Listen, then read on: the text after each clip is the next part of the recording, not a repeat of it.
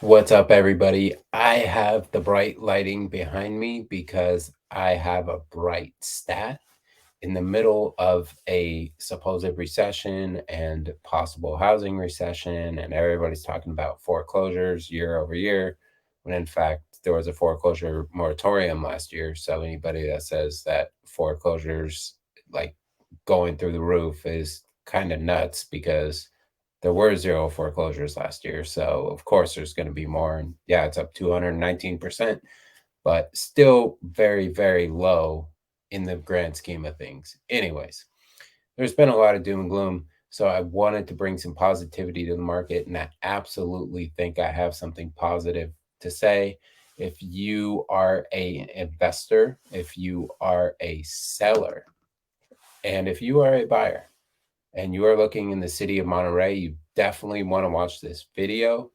I'm Ryan Keenan. I am a realtor in Monterey County, and I appreciate you watching this. If you like this video, please give this video a thumbs up, and then also please subscribe to the channel if you would like. So here's the thing: Monterey's in a seller's market, which is crazy. Um, the average list price in Monterey is 1.2 million. The average sales price in Monterey is 1.3 million, which is nuts. Keep in mind this is for the month of July, but it is going to be very interesting to see if this continues for the month of August. Um, Real estate works that way where you can only see the prior month. So this is August 22nd. So that was for July. And so we'll wait and see what happens in August.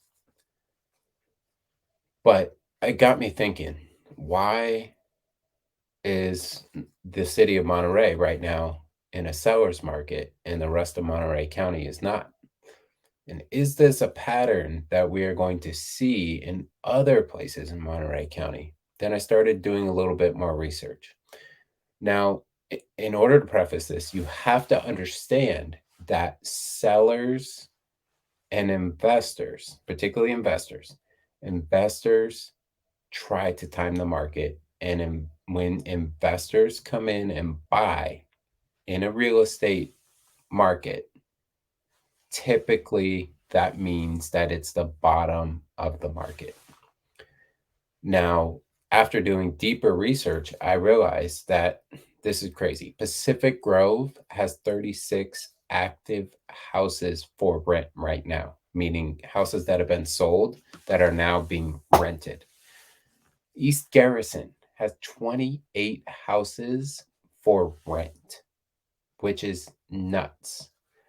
Monterey City has 43 houses available for rent right now, and Salinas has 48 houses available for rent.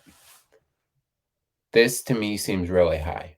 Now, what this signifies is that it is possible that after we saw the highs in April in the city of Monterey, the high sales price, which everybody thought was the top of the market, investors then started buying in June and July.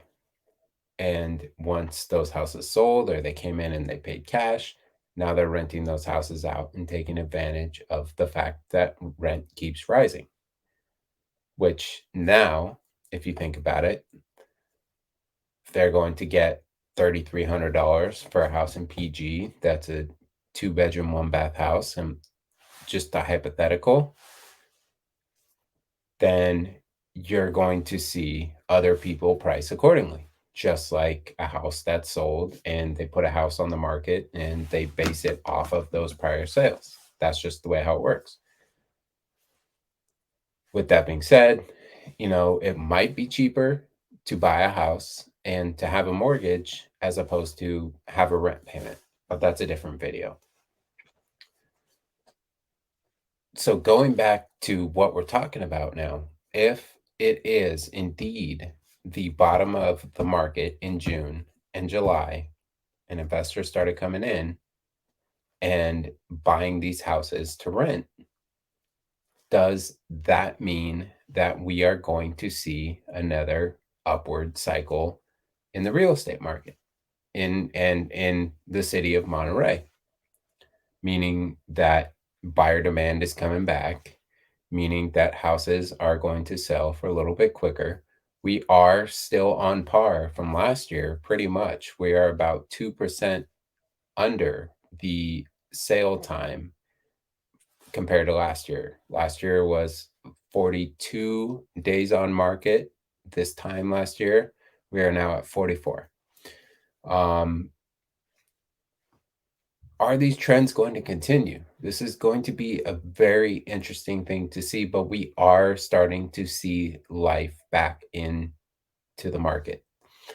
I have been out with buyers and we have looked at open houses. We have waited outside until other people come out because it was too busy in the open house.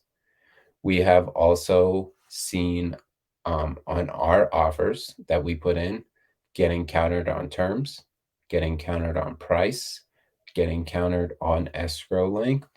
There are many requests that sellers still have, and the buyers still don't have the leverage in Monterey.